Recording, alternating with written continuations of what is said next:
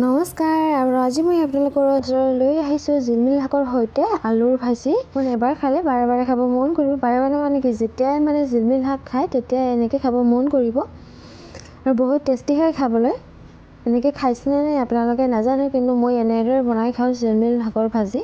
যদি এতিয়ালৈকে আমাৰ চেনেলটো ছাবস্ক্ৰাইব কৰা নাই, অনুগ্ৰহ কৰি ছাবস্ক্ৰাইব কৰি বেল আইকনটো প্ৰেছ কৰি অল কৰি দিব, যাতে আমাৰ আগন্তুক ভিডিঅ'বোৰ প্ৰথমতে পাবলৈ সক্ষম হয়।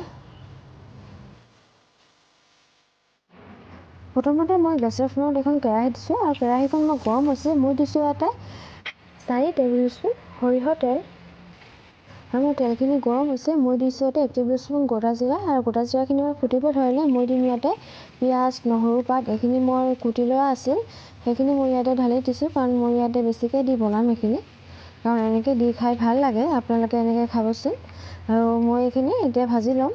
আৰু ইয়াতে দিছোঁ মই 3টা কেঁচা জলকীয়া আৰু ইয়াতে দিম মই আলুখিনি, কাৰণ এইখিনি বেছিকৈ ভাজিব নালাগে পিঁয়াজ পাতখিনি, সেইকাৰণে মই ইয়াতে ঢালি দিছোঁ আলুখিনি।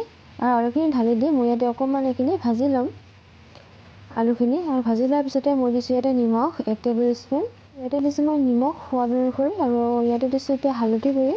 আৰু এইখিনি দি মই মানে এনেকৈ লৰাই থাকিম, মানে ভাজি থাকিম।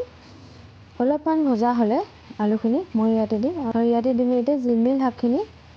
আৰু এইখিনি মই সৰুকৈ মানে কাটি লৈছিলোঁ, এতিয়া মই এইখিনি ঢালি দিম। আৰু এইখিনি ঢালি দি মই এতিয়া ভাজি ল'ম।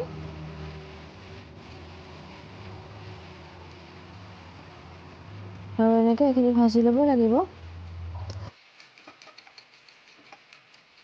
আৰু এইখন ভাজি অতি সহজতে কম সময়ৰ ভিতৰতে এইখন তৈয়াৰ হয়, আৰু এইখন ভাজি বনাওঁতে বেছি টাইম নালাগে।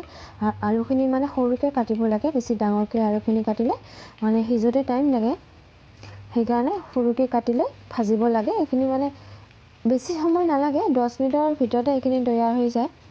আপোনালোকে এনেকৈ মানে গোটেইখিনি বস্তু ৰেডি কৰি থ'লে অতি সহজতে কম সময়ৰ ভিতৰতে এনেকৈ খাব পাৰিব। আৰু জিলমিল শাক যিসকলে খাই বেয়া পায় এনেকৈ বনাই খাবচোন, বহুত টেষ্টি হয়। আৰু মই দিম ইয়াতে অকণমান জিৰা গুড়ি, বেছিকৈ নিদিওঁ, কাৰণ মই ইয়াতে জিৰা গুড়ি দিছোঁ অকণমান, তেতিয়া খাই আৰু অকণমান মানে টেষ্টটো বেলেগ আহিব, সেইকাৰণে। আৰু এনেকৈ মই এইখন ভাজি ল'ম। আপোনালোকে যদি মোৰ ভিডিঅ'বোৰ চাই ভাল পায় তেন্তে লাইক কৰিব আৰু ফ্ৰেণ্ডছ আৰু ফেমিলিৰ মাজত শ্বেয়াৰ কৰি দিব। আৰু আশা কৰিলোঁ আপোনালোকৰ ওচৰলৈ মই বাকী ভিডিঅ'বোৰো চাব। আৰু এনেকৈ মই জিলমিল শাকৰ ভাজিখিনি বনাই খাওঁ, বহুত টেষ্টি হয়। আপোনালোকে এনেকৈ এবাৰ ট্ৰাই কৰিবচোন, যিসকলে বেয়া পায় এনেকৈ বনাই খাব। আৰু এতিয়া চাইছেনে মই আলুখিনি ভিজি গৈছে, আৰু ইয়াতে মই গেছৰ ফ্লেমখন অফ কৰি দিম।